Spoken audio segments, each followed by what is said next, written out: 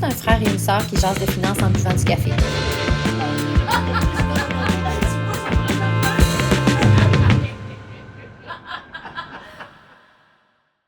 Bonsoir, mon frère. Salut, ça va? Ça va très, très bien.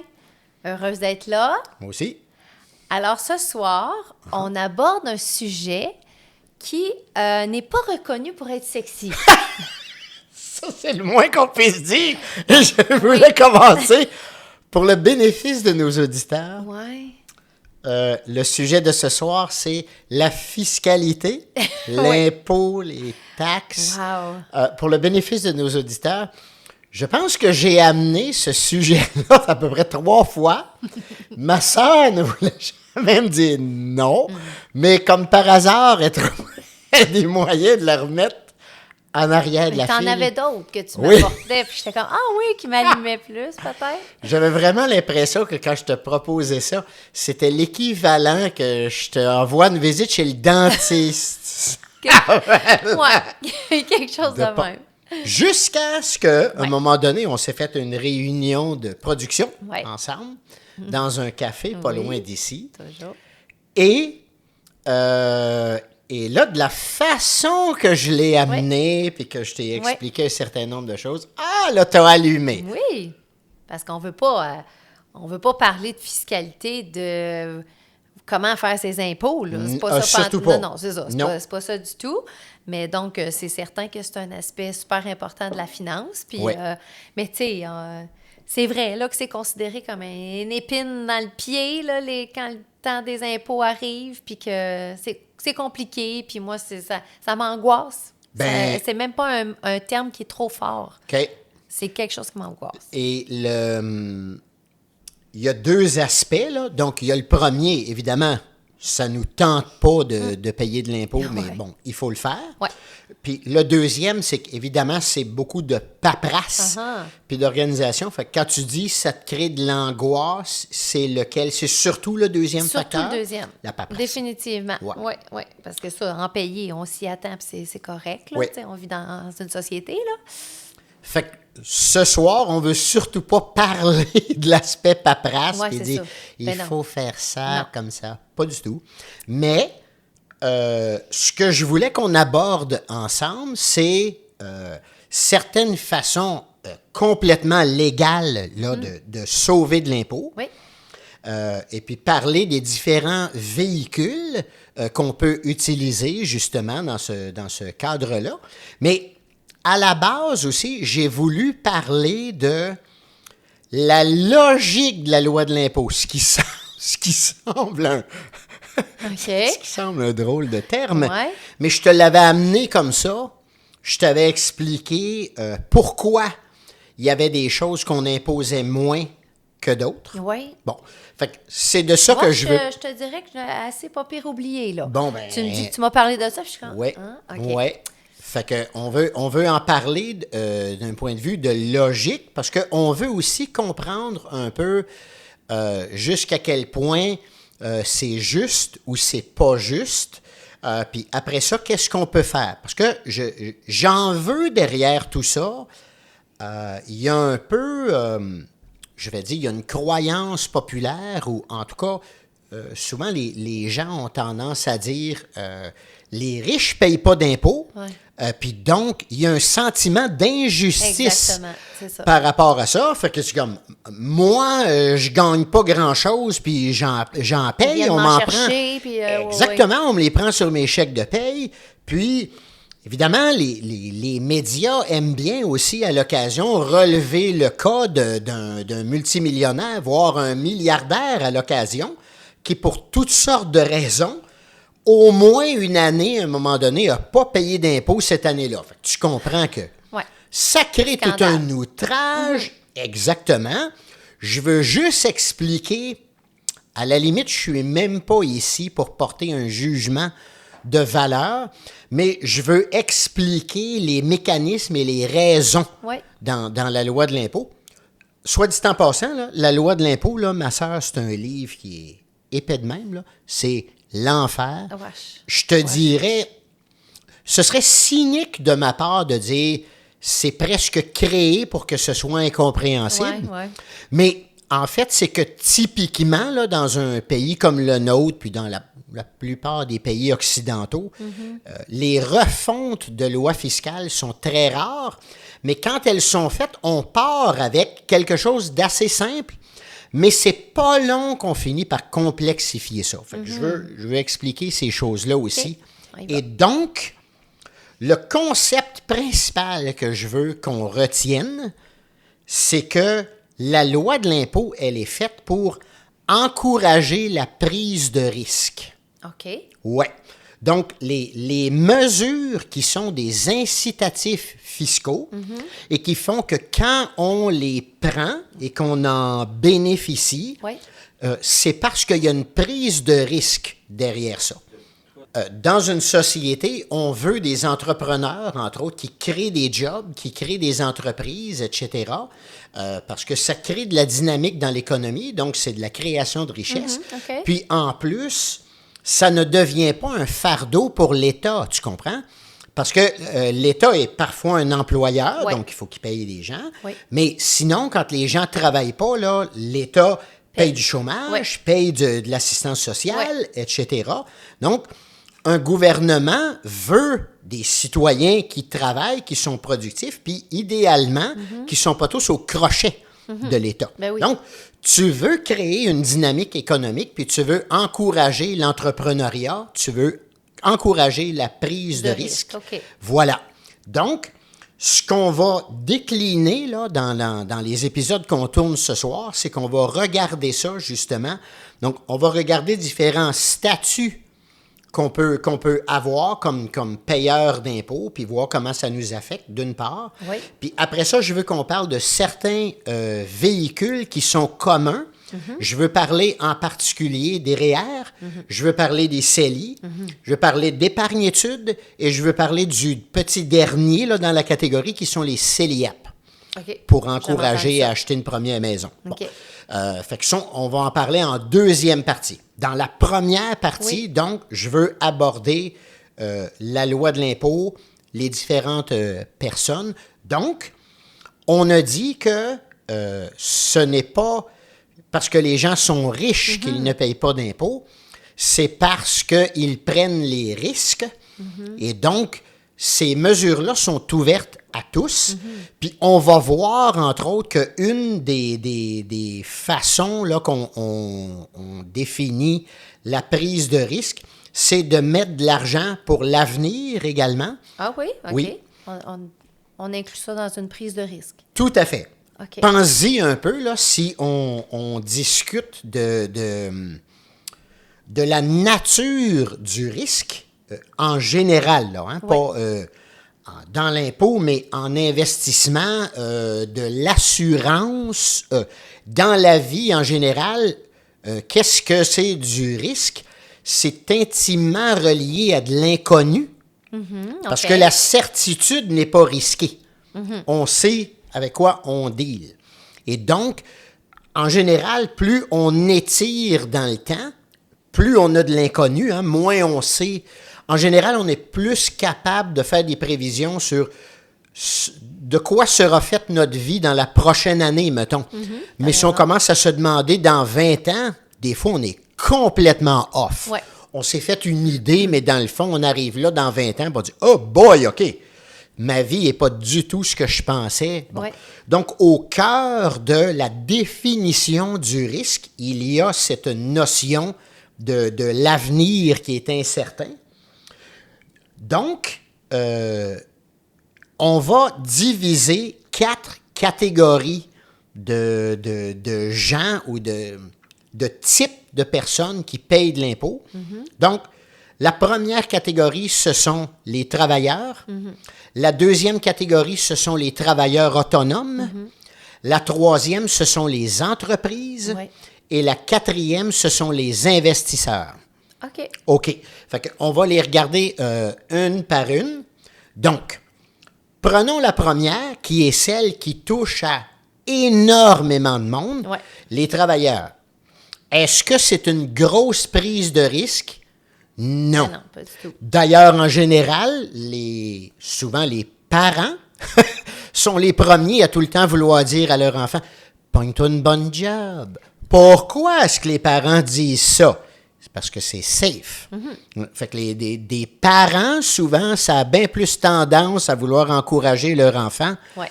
à aller se pogner une job plutôt que D'être l'entrepreneuriat. salarié, oui. Oui, absolument. Dans le temps, on disait avec fonds de pension, mais là, on l'entend moins, ça. Oui, c'est ça. Mais quoi qu'il en soit, effectivement, si on a un emploi, la sécurité d'emploi aujourd'hui, là, ce n'est plus ce que ça a déjà été. Mais ça demeure une situation qui est quand même relativement sécuritaire et stable. Et tu as un chèque de paye qui t'est livré aux 2 semaines. Oui, tu sais combien, tu peux te faire un budget. Exactement. Alors, qu'en pense la loi d'impôt de ça? Ben là, elle trouve que c'est pas très risqué, fait qu'on ne te donne pas d'incitatif. Ce sont les personnes, donc, qui sont imposées au maximum. Wow. Bon, alors, sujet évidemment au fait que la loi de l'impôt, elle est progressive. C'est-à-dire, par exemple, quelqu'un qui gagnerait en bas de 20 000 $ par année, là, tu payes 0 impôt. OK. Comment on est rendu en 2025? Je pense que c'est les 22 000 premiers dollars qu'on gagne qui ne sont pas imposables. Okay. Mais après ça, au fur et à mesure qu'on en gagne de plus en plus, le taux d'imposition augmente rapidement et on en arrive à un moment donné où dans le jargon de l'impôt, on appelle ça le taux marginal. Ça veut dire c'est le taux d'imposition sur chaque dollar additionnel. Okay. C'est pas long qu'on est à toute fin pratique à 50%. C'est ça, exactement. C'est ça. Donc, c'est la situation, c'est la catégorie de gens à qui on prend énormément d'impôts. Qui représente le plus grand pourcentage de la population en plus. En plus, fait que ça représente un gros bassin d'impôts garanti pour le gouvernement. Au niveau de la société, c'est quand même pas mauvais aussi que la plus grande majorité des gens payent quand même pas mal d'impôts. Ben, c'est ça, exactement. C'est ça. C'est poche à dire, là. Voilà. Pour l'individu, c'est plate, mais... C'est ça. Mais donc, ce que ça veut dire, c'est que, évidemment, il y a beaucoup de salariés, il y a beaucoup d'employés qui sont frustrés de leur situation fiscale. Ouais. Donc là, je veux juste qu'ils comprennent que c'est la raison pour laquelle, c'est comme une monnaie d'échange, si tu veux, tu veux la sécurité d'emploi, puis ça a un prix. Voilà, exactement. Tu veux être certaine que ton chèque de paye il va rentrer aux 2 semaines, etc. Okay. Il y a un prix à payer parce que tu ne prends pas de risque. Alors, ceci dit, là, quand on va arriver en deuxième partie puis qu'on va parler des véhicules d'impôt, il y a des solutions. Voilà, puis donc ces gens-là, c'est encore plus important qu'ils en prennent avantage. Ouais. On arrive à la deuxième catégorie. Travailleurs autonomes. Oui, qui est celle des travailleurs autonomes. Et ça, c'est très intéressant d'en parler. La première raison pour laquelle ça m'intéresse d'en parler, c'est mon neveu, Justin, qui est là avec nous, qui en est un, et qui, lui, je pense que ça fait 5 fois à peu près qu'il me passe le message. Cher oncle Martin, ça serait donc le fun qu'à un moment donné, tu parles des travailleurs autonomes, parce que ça a l'air qu'on peut déduire certaines dépenses, puis mais quoi exactement, puis c'est un peu nébuleux, toutes ces choses-là. Continuons avec... puis la deuxième raison pour laquelle ça m'intéresse d'en parler, c'est qu'il y a de plus en plus de gens dans la société. Voilà. Quand toi et moi, on a grandi là, dans les années 80, puis c'était très rare. Les gens étaient des employés d'une grande entreprise ou du gouvernement, etc. C'est beaucoup dans les années 90, puis au tournant des années 2000 qu'on a commencé à avoir de plus en plus de gens qu'on disait ils ont créé leur propre emploi.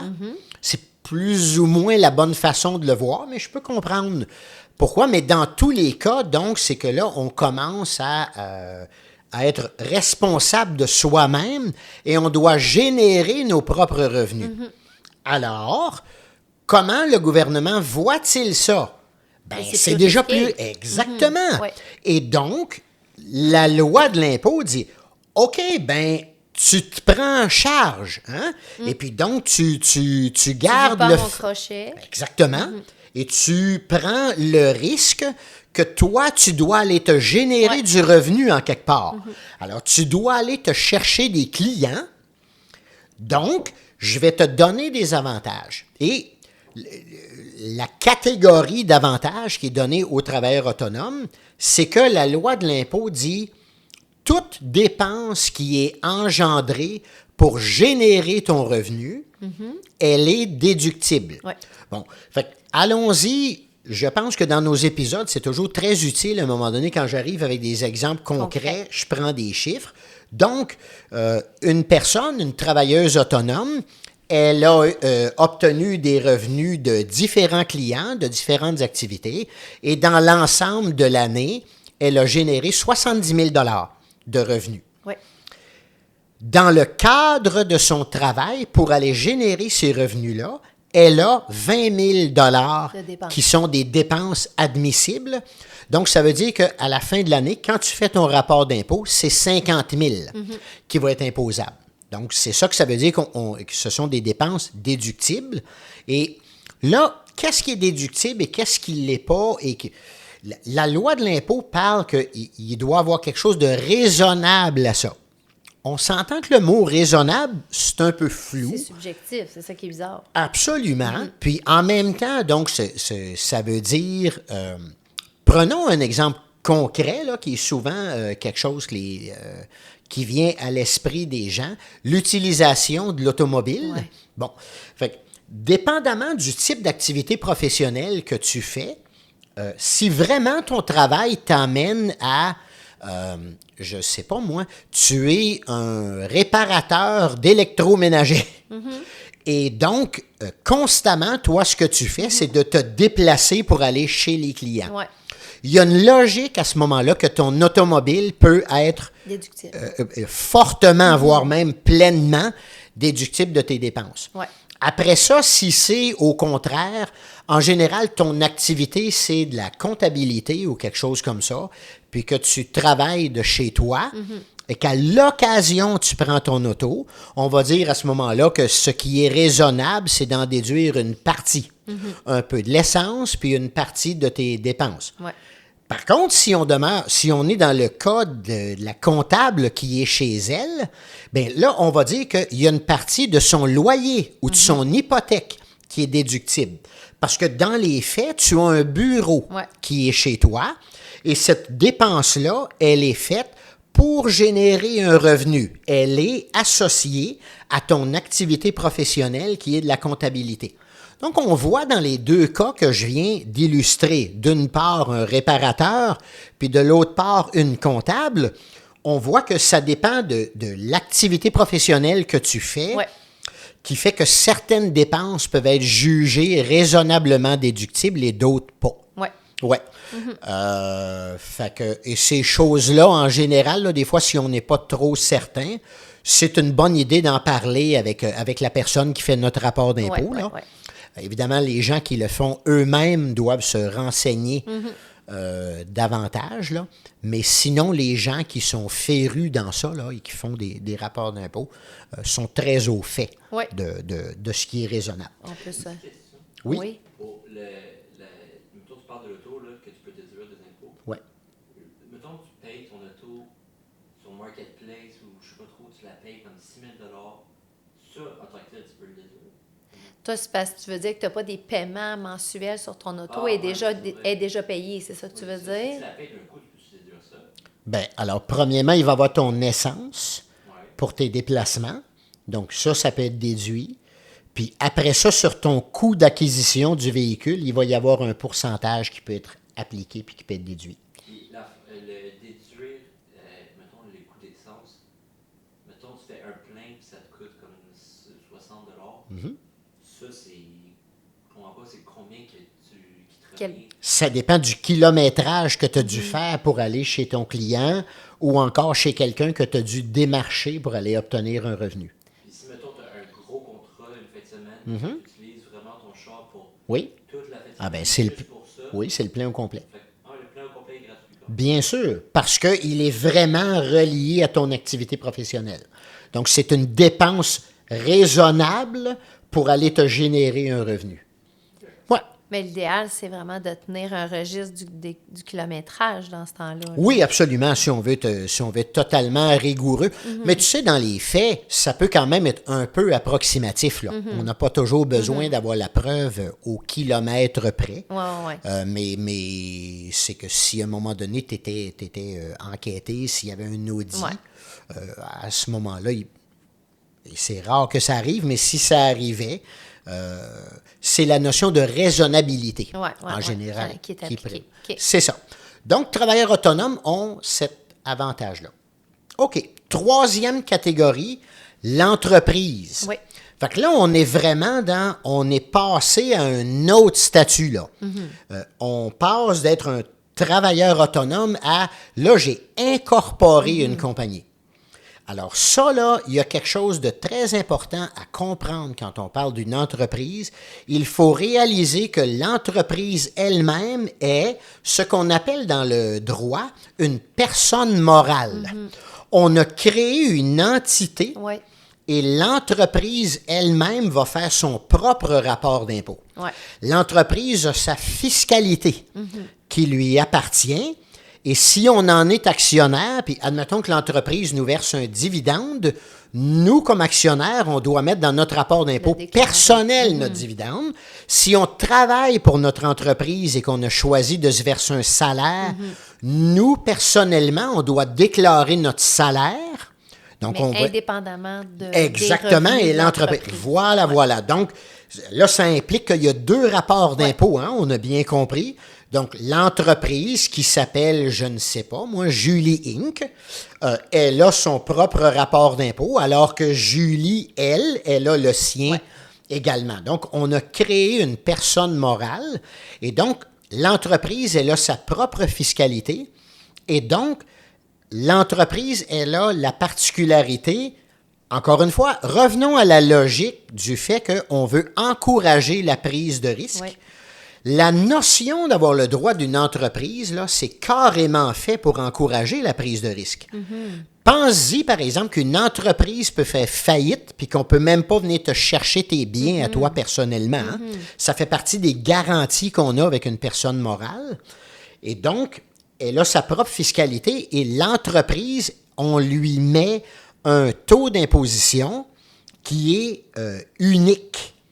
Donc, on se rappelle, les individus, les premiers dollars, on ne paye rien dessus, mais plus on gagne de l'argent, plus c'est progressif. Pas l'entreprise. L'entreprise, qu'elle fasse 15 000 $ de revenus cette année ou 150 millions, son taux d'imposition est le même. Oui. Donc, la loi de l'impôt, elle est faite pour encourager la prise de risque puis encourager la croissance de l'entreprise. C'est quoi ce taux-là? C'est la même alors là, ça dépend du type d'entreprise, ça dépend du type d'activité, mais en général, on va tourner autour de 20 ce qui est nettement mieux que 50 tu comprends? Bon, alors, l'entreprise, ça veut dire par contre que ses premiers dollars sont imposés. Dès le début. Donc là où l'individu avait un break, fait qu'on voit déjà qu'il y a une logique aussi à ce qu'une entreprise doit quand même avoir une certaine taille.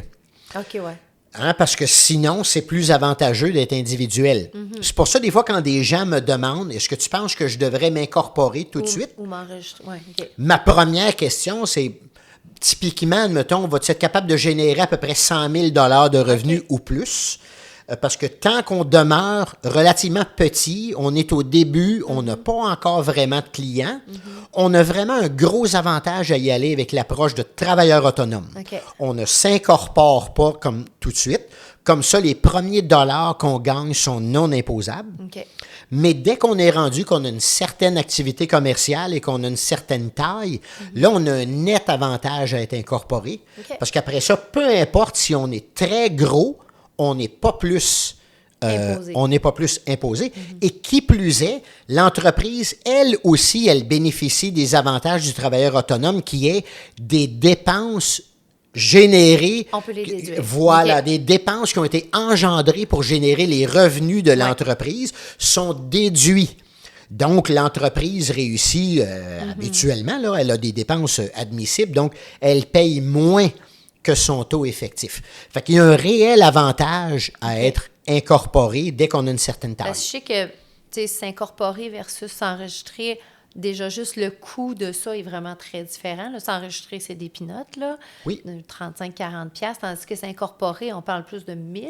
Absolument. Quelque chose comme ça. Et quand en début d'émission, tu as dit que tu détestais la paperasse Ouais. de faire un rapport d'impôt, Ouais.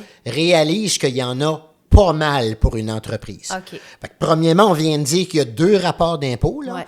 Puis le rapport d'impôt d'une entreprise, souvent, c'est quand même plus complexe qu'un individu. Le processus d'incorporation comme tel, là, il y a Ouais. des démarches à faire. Ouais, c'est ça. En général, ça prend des avocats spécialisés là-dedans qui font l'incorporation. Une fois par année, tu dois tenir tes livres, tu dois faire des déclarations que tu as fait une assemblée Ouais, des ouais, actionnaires. ouais, ouais. Tu vas me dire, c'est bizarre, même des fois, quand on est seul, là, Ouais, ouais. on est 100% d'actionnaires, mais on doit dire que c'est comme si on a fait Mais une réunion. quand j'avais ma boutique 1, 2, 3 Soleil, on était incorporés. Mais fait que oui. c'est pas du jargon complètement, ce que tu me dis. Non, non, t'as raison. C'est loin, là, mais... Oui, ouais, non, c'est mais ça. tu as raison, Fait tu as que oui, raison je de me le souviens souligner. de ça. Oui. Donc voilà, alors on a vu les employés, les travailleurs autonomes, les entreprises. On arrive à la 4e catégorie, qui est celle qui, de manière générale, a plusieurs avantages fiscaux. Ce sont les investisseurs. OK. Parce qu'on juge que c'est une situation qui est plus risquée que les autres. Alors, premièrement, tu es loin d'avoir un chèque de paye qui rentre tout le temps. Puis, par rapport à l'entreprise, admettons, Ouais. on estime qu'un investisseur, c'est un autre genre de risque parce que tu n'es pas en contrôle des activités de l'entreprise. Tu te trouves littéralement à mettre de l'argent, À la merci, mais un peu. voilà, entre OK. les mains d'une autre personne qui, elle, opère l'entreprise. Donc, il y a cette dimension-là. Mais tu vois, ma sœur, j'attire ton attention sur une distinction entre le dividende et le gain en capital. Je pense que ça mérite qu'on en parle un petit peu. Alors, rappel du dividende, on en a déjà parlé dans un épisode. Le dividende, c'est une partie des profits qui sont redistribués Aux actionnaires. aux propriétaires, donc aux actionnaires, exactement. Eh bien, devine quoi? Comme le dividende, il est à toute fin pratique, là, si tu as une entreprise qui est saine, ton dividende, il est garanti. Donc, devine quoi? Quand tu le reçois, il est pleinement imposable. Ah ouais, OK. Oui, il est très similaire à un chèque de paye. Ah ouais. Dans ce sens-là, oui. Versus ton gain en capital, qu'est-ce que c'est qu'un gain en capital? Ouais. C'est que on revient à ce que je disais que le risque, il est dans l'avenir, n'est-ce pas? Le gain en capital, effectivement, on le réalise dans le temps. Donc, on achète une action d'une compagnie, on l'a payé 10 $, puis un jour dans l'avenir, quand elle est rendue qu'elle vaut 40, on la vend. On l'a acheté 10, on la vend 40. On a donc réalisé un gain en capital de 30. Ouais. Le gain, il est toujours, on part de ta ligne de base qui est le prix que tu as payé. Ouais. Et donc, le prix que tu le vends, on soustrait le prix que tu as payé. La différence entre les deux, ça, c'est ton gain en capital. Donc, cet argent-là, il te revient. Il y a un risque à ça, n'est-ce pas? Il n'y a rien qui nous garantit que le prix de l'action va monter. Bon, alors voici comment la loi de l'impôt favorise la prise de risque en matière de gain en capital. La loi de l'impôt dit le premier 50% de ton gain en capital, OK, donc il est 15$, non, mettons. il est non imposable. Exactement ça. OK. Donc, on l'a vendu 40, on l'avait payé 10, on a un gain en capital de 30. Le premier 15 $, il est dans tes poches. Tu ne dois rien à personne, il est non imposable. Puis tu vois, ça, des fois, là, ça contribue beaucoup à la perception de... Il y a des gens qui ont fait beaucoup d'argent, puis il me semble qu'ils n'ont pas payé beaucoup d'impôts. Tu sais, il y a des gens qui font des gains en capital faramineux, là, des centaines de millions de dollars par année. Ça arrive.